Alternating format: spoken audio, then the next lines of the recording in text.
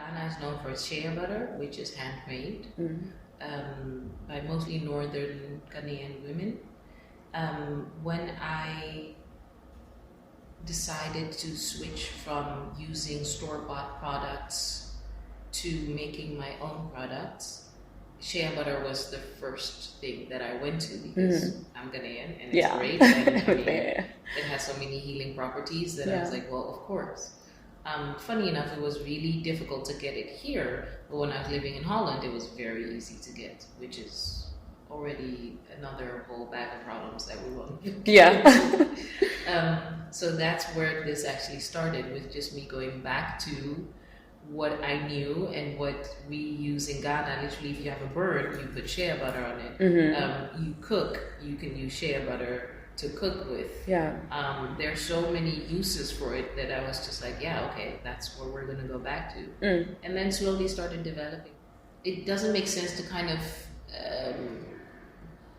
develop this from my age and older. It makes more sense to get it in basically when people are younger and people are starting to take care of themselves and people are maybe, you know, somewhere around 19, 20 and are starting to think about, what does it mean for me to be a person of color on this continent?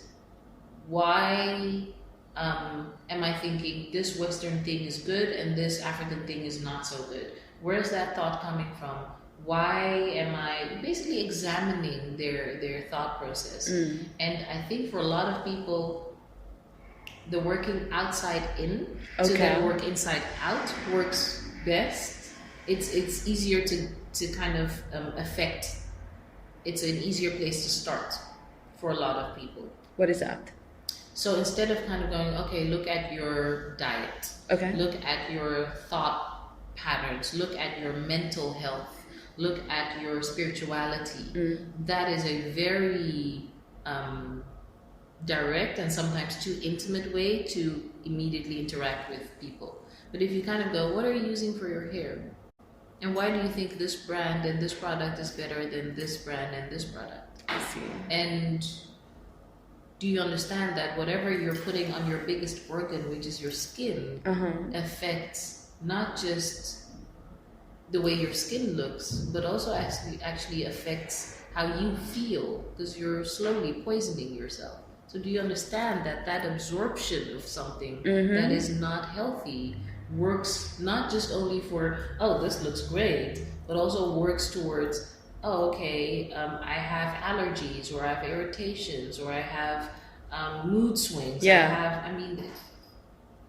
It's all, and again, I'm just like unpacking it for myself. But if I'm taking care of myself on the inside and I'm adding the right products, I'm not adding to the poisoning of myself, then I have a certain glow about me and I have a certain lightness about me. My body works well. And so those things are all connected. So for me, it's not a separate thing.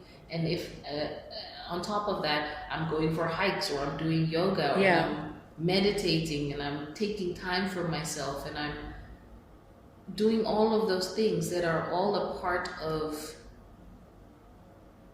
being kind of a all-round balanced human being, then that makes more sense than if I'm, I don't know, poisoning my body somehow every way and putting things on my skin or in my hair that are not good for me, and then being, I don't know, vegan.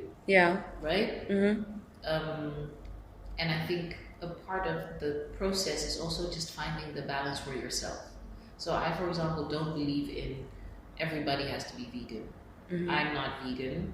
I eat meat, I eat fish, but I am very aware of what it does to my body, and I pay attention to it. So sometimes it's worth it to me, and sometimes it's not worth it to me. And that's also the balance of being a human being.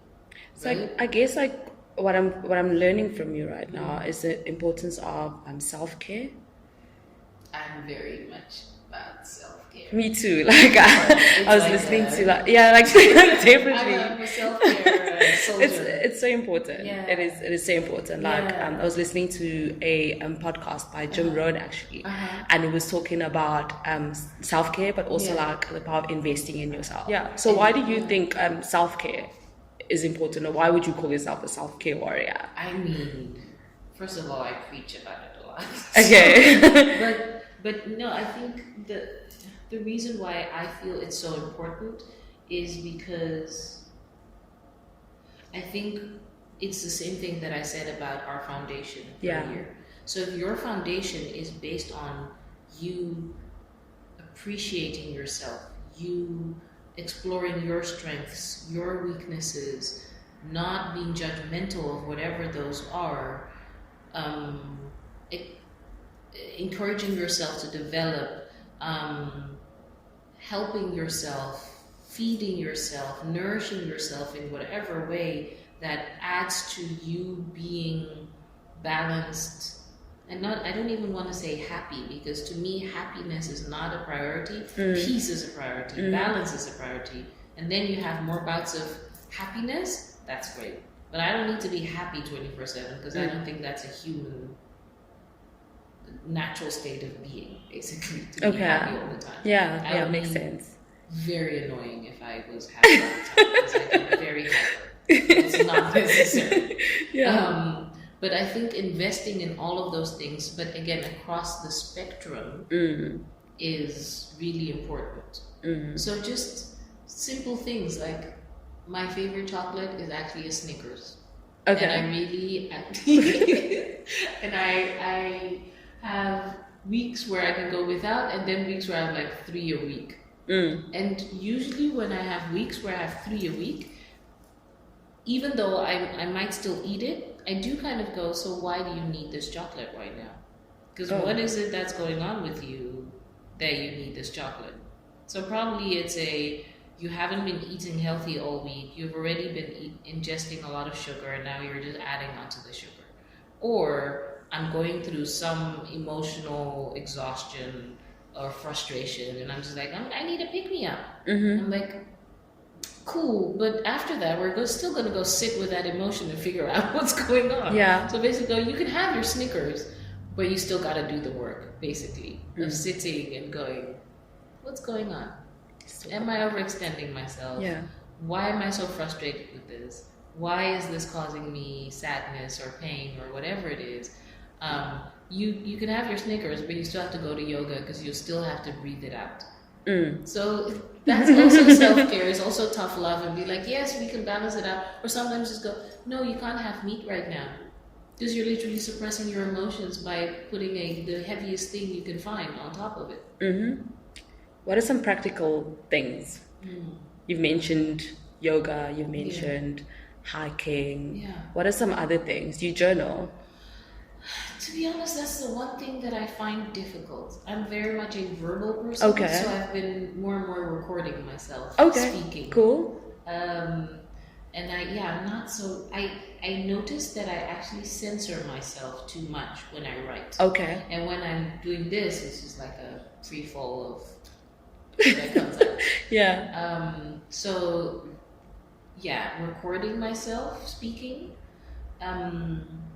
And yes, I'm very much for spending time in nature, but I also sometimes do something that people might find a little bit strange, which is going into nature, but then just finding a place where I think nobody can hear me, and then just screaming really, really loudly. Because I also think that we, as people of this continent and people with a certain hue, have so many suppressed emotions, and a lot of those are pain and anger, and we don't find places to let them out. We've done such a good job that we don't allow ourselves to express it anymore. So we see anger as a bad emotion. I see it as a catalyst, as an energizer. I've learned to channel it into something that's productive. So I can be angry, but that doesn't mean it's a bad thing. It means I'm about to go take shit over. That's how I've channeled my anger. But in order for that to kind of get to a point where I turn it into something creative, it has to come out. I have to bring it out somehow.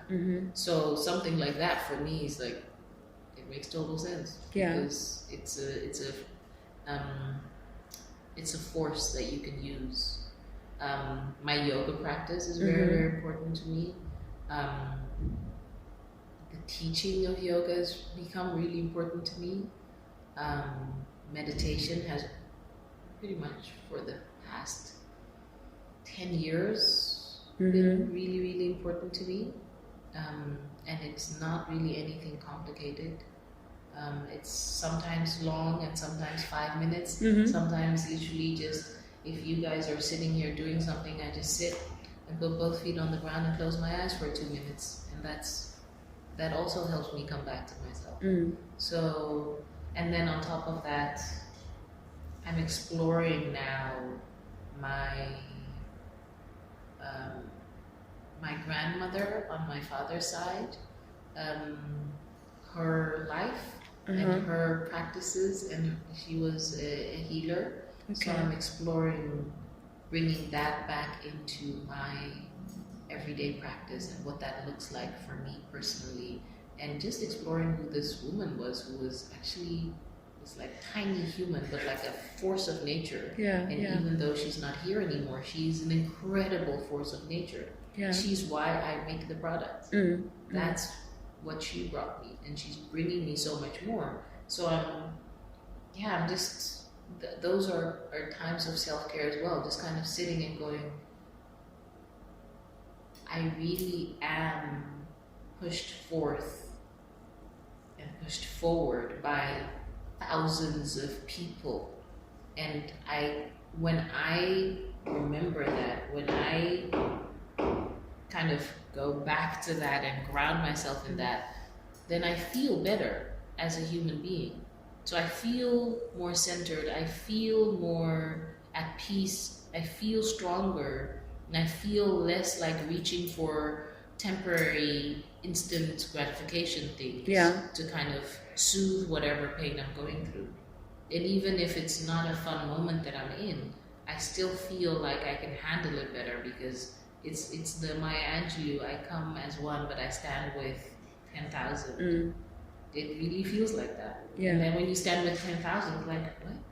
Just move out the way. It's nothing. So I guess like the second last question that I'd like to ask you is about an article that I read online. I think it was published by the African Independent, titled Decolonizing Beauty. So I just wanted to, so there's one particular thing that just stood out for me while I was reading this article. It was a quote by you, actually, where you say, when I produce, I listen to Billie Holiday. I still do at times. I put my iPod in my bra. And I work until I realize it's 3 a.m. For me, when I read that, I was like, this is amazing, because it also reminds me of a book that I read by he's an optimal psychologist, Mihai Csikszentmihalyi. The book is titled Flow, and it speaks about a state of flow where you're not aware of time. Sometimes you forget to eat. You're just in your space and in your zone, and just listening to you and your journey with Kafui Naturals and as a person. For me, that conjures images of someone that is really passionate about what they love. And I would just like to explore that with you. What is the importance? Firstly, do you experience that state of flow when you're producing?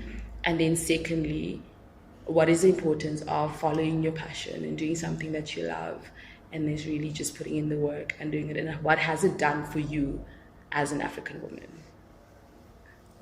There's so much there to explore. First of all, when you said that and you quoted that back to me, I just got like a rush of just like happiness, because you helped me remember what it feels like for me to do what I do. And the fact that a big part of it is out of very selfish reasons, which is it just makes me happy. And it just makes me very content, and it makes me at peace. And as you said, there are literally days where I'm like, okay, so I need to produce, and there might be something going on with me, and I'm running and I'm doing a million things. Yeah. But as soon as I get into that, I'm like, I'm so silly. You should have just done this because you know what this does for you. Yeah. And why aren't you just doing that more often? And yeah, all of a sudden it's 1 a.m. and I'm like, so lunch and dinner. What happened? I don't know what that was that happened and should have happened. Maybe I can have something like muesli or whatever and then go to bed. This is time to go to bed. I have been very privileged in my life. And as much as my life has not been a life of privilege, I am still very privileged in my life. Got you. And for a while now, I've been very privileged to be able to stop pushing against the things that are simply good for me. And stop pushing against a life that brings out the best in me. And I think for a long time I pushed against it, and I had corporate jobs where I would sit behind a computer for 8 hours a day, and I would have migraines for about 3 weeks out of the month, and I was literally killing myself. And not just because of the work that I was doing, but more so the energy that I was investing into pushing myself into something that I knew was not good for me. And I knew it wasn't anybody else's fault. I chose, and I knew that I shouldn't be doing these things, and I still did it.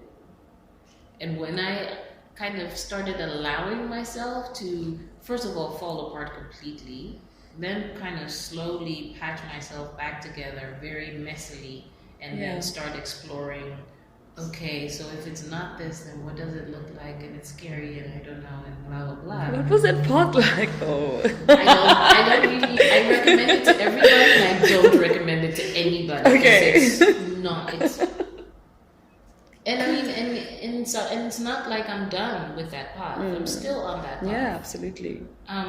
But to be honest, when I started producing more, it was part of my healing. It's part of my self-care. It's part of being able to shut the world out and just be in a space and just look around and go, okay, I'm going to do something with this. And then 10 hours, 12 hours later, be like, look at the stuff I made. I made all this stuff. What happened? It's almost like for me, it's a part of meditation. It's a part of listening to the music, listening to the podcast, serious podcast, incredibly silly podcast that I was listening to when he found me downstairs. Listening to Billy, listening to D'Angelo, listening to all these people that just kind of make me go and kind of expand in a way. And be like, and then at the end of that, I have all these products, and then I look at my hands and I was like, okay, this is. So I truly believe that because these products are handmade, and for now by me, that I put a part of that healing that it brings to me, I bring that back to the product, and that's what I give to people. That's how I see this, and that's why I don't want to be in a clique, because I want a different approach to this. I haven't figured it out completely yet, but that's what the value of this is. And I hope, and I think, and I'm seeing that because I put a certain energy into that little jar of body butter, the person that puts it on is inspired to practice self-care on a deeper level that goes beyond the surface of the skin. And I hope that continues and that gets passed on. Kafui, thank you so much. I really, really learned so much from you today.